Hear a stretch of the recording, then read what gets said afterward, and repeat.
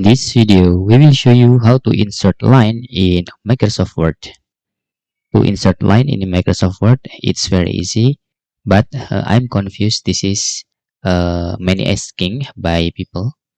Okay, so to insert a line on the Microsoft Word, you can just click Insert menu here and select Shapes, and you can insert the line like this.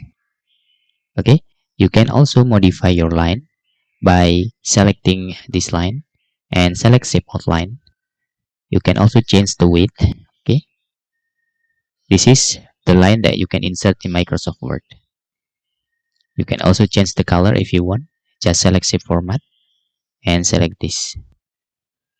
You can also using a double line by copying this line.